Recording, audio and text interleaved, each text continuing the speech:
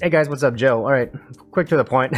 When I started working with Paul, as you can imagine, getting super excited to fly to another country is great. Obviously, right? As you can imagine, spending all this time and years and whatever, studying, practicing, and all those shit, and then you get the opportunity to fly to another country for work reasons. I mean, it's great, but it's a really fucking good experience, right? It's a good feeling knowing that, be like, oh wow, I did it. It finally happened. You bust your ass studying, and then the next thing you know, you see the results, and then part of the results is going to another country for your skills. And I want you to say, yeah, it's great. And again, as I mentioned in the video before this one that I scheduled, a lot of it has to do with you guys as well. Thank you for, obviously watching the content, supporting the channels, both mine and Paul's. I mean, primarily Paul's, obviously, but with your support and, through hard work and all that good stuff, I lucked out and I got the opportunity to work with someone like Paul, and I'm in this situation where, as you're watching this video, I'm flying to Taiwan, right? From the first time of me going to Taiwan to this is probably my third time, I believe, right, that I'm going to Taiwan. I mean, obviously, third time I believe I'm going to Taiwan. To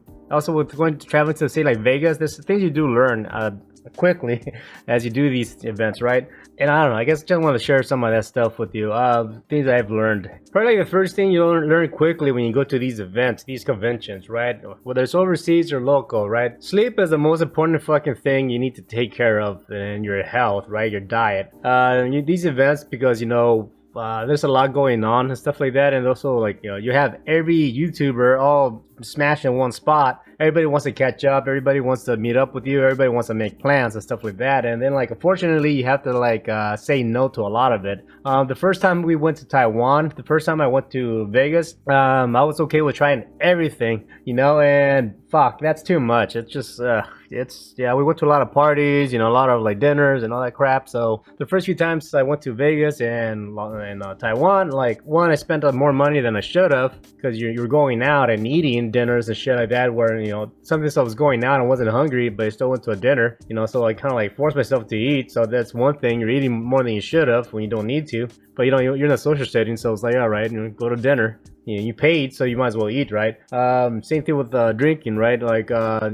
If you watch any of my Computex videos, you saw that I was progressively drinking, and then they kind of continued afterwards when I stopped filming, right? Yeah, that does happen. I'm not the only one, but it's stories does happen. You hear that a lot when you start hanging out with these people about the drinking situation, right? But I'm not a gossip channel, so I'm not gonna talk about that. But the thing is that from my own personal end, shit like this is something you got to be careful with, and you learn quickly too. It's kind of easy to think, be like, oh, you're in another place, you're just experiencing this, or you want to do everything, but no.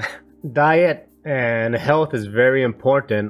Before COVID and before people started wearing masks or all that shit, it was actually common to not shake people's hands whatsoever. Obviously, if you grew up old school, the first thing you do is introduce yourself and shake a hand, right? Manly, fucking strong handshake. But yeah, that's one thing I learned early on, is when I started going to these conventions, people don't do that. They just don't shake hands, because you're meeting a lot of people in a day, and the last thing you want to do is just transfer shit, right? So before COVID, that was the thing. You don't shake hands, right? If anything, they'll probably just do all right, elbow bump. That became a thing. But I think for most part, people know that. They don't do that. Hey, what's up? How you doing? How you been? And no handshaking, so that's a thing. Because being sick, one time I got sick in Vegas and I had to work, and it sucks, dude, big time. It fucking sucks trying to get work done, and it's just no fun. Also, you don't want to be around nobody wants to be around you, so it's kind of better not to do what you can to stay safe. It's sick free. And sleep, obviously, you want to avoid bullshit that fucking fucks with your sleep. Obviously, drinking, staying up late, eating certain foods that could interfere with your sleep, say maybe too much sugar, shit like that. It can be difficult to maintain a good diet. For the most part, wherever you go, people can be accommodating. That's not a problem. But I mean, you gotta be careful and be aware and have a plan if you have allergies, or you have a specific diet they want to keep up with, so you want to be careful with that, and have a game plan and all that shit. But yeah, it can be kind of difficult to maintain a healthy diet if you're not careful, because you're meeting people, you're going everywhere. Usually the thing they have always around is just candy, treats, crackers, fucking sodas and crap like that. For the most part, I try to avoid energy drinks. I don't drink that anymore, but I mean, yeah, it's been times where it's like, dude, I fucking need one because, you know, you're just tired, right? But yeah, so I guess something like you need to learn to control is like the fear of missing out thing, right? You know, you have a feeling like, oh shit, I could have been hanging out with this person, I could have been doing this instead. But yeah, you have to like not have those feelings when you go to these events because you're there to work, right? You have an obligation to like film certain things. Everything is scheduled strictly, big time. You know, you have to be there. As everything is by appointment only. You know, Paul's end, he has a very tight schedule. You know, usually the first day or so, they're fun for me in a sense of like I get to walk around with them because, you know, I don't have any footage to edit, so I walk with them, I work with them, right? But then once I start getting footage, then that's when I start staying in the office, and then like, you know, Paul goes off on his own to work, and then like, you know, he comes back to my office, my room, and drops off the footage, and he goes back out to like, you know, film more and stuff like that. So a lot of that happens. So yeah, time is very tight, that's for sure. And a final note, I guess like from my end, like things that I've did to like try to like make my life easier is basically, you know, certain things you can do as an American. You know, America has a TSA thing, so you can do a pre-screening. It cost me like $80 to do one domestically. So, you know, I went to like an office, they took my pictures, you know, scanned my ID and fingerprints and all that crap. So basically what I got was a domestic TSA pre-checkout thing. It is worth it in the sense like you go through a different line. You don't have to take off your shoes, or you still get your stuff scanned, but it's not as thorough as like someone that doesn't have the pre-screen thing, right?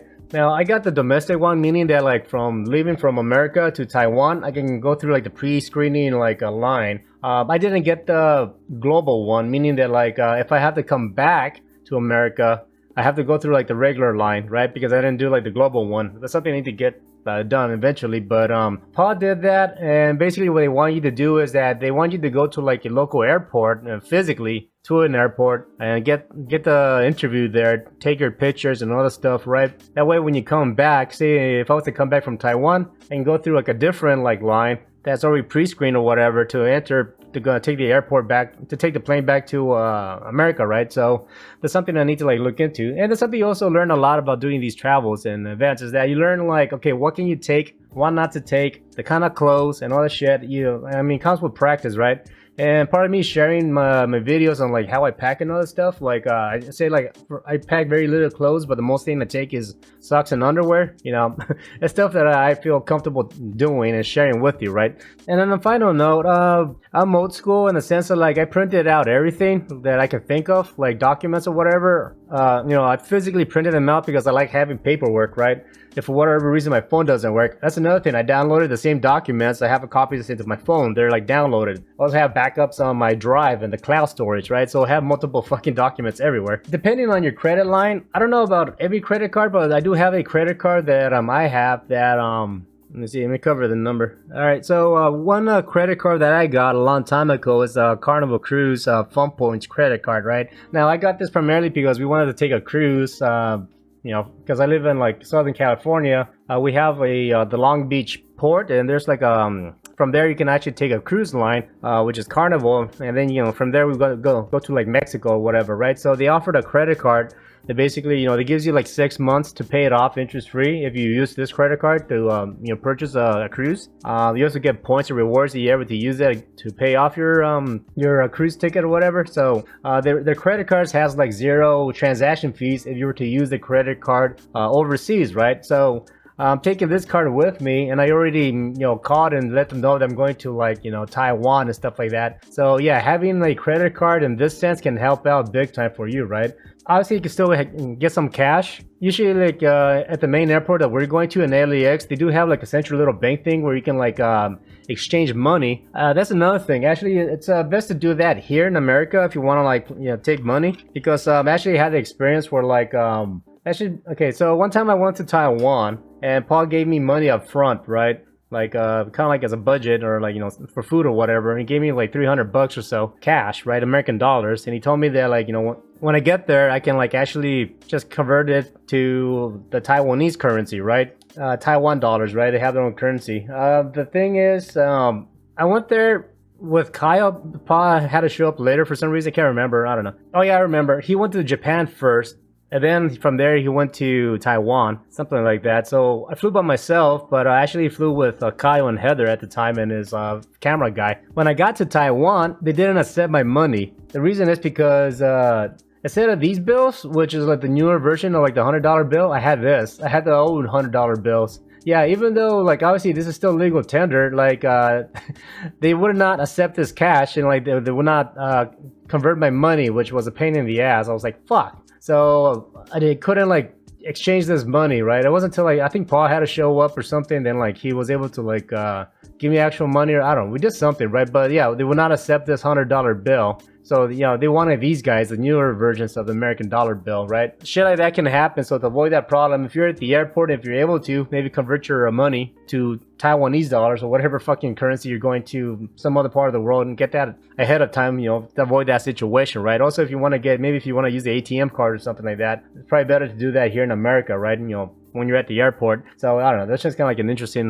situation. To end the video, sure, this is fun. Obviously, you know, going to an event and all that good stuff, but still, you know, like for people that never been there, or you tell them they're gonna travel and stuff like that, they're like, oh, cool, have fun, this and that. I mean, yeah, it's fun, but we're still like, it is work related, and still it is tiring, right? And like, I think people don't really realize how exhausting these events can be, right? It just it can be very tiring. So setting up a system that works for you, you know, creating like a certain structure and a standard that works for you, to help you get work done fast and consistent. That's something I guess you learn to do as well, right? So when I'm in Taiwan, I'm definitely going to show you how I do things in the sense of like structure, editing wise and stuff like that.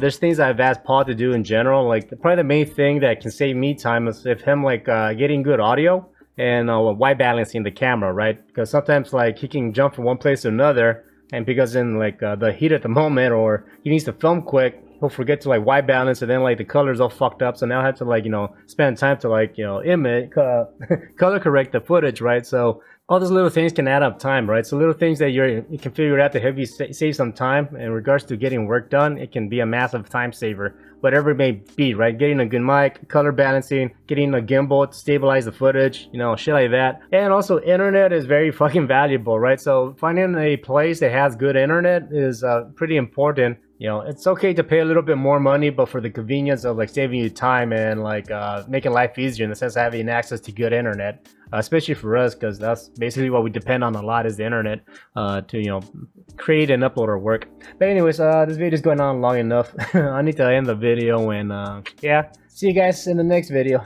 Talk to you later. Peace.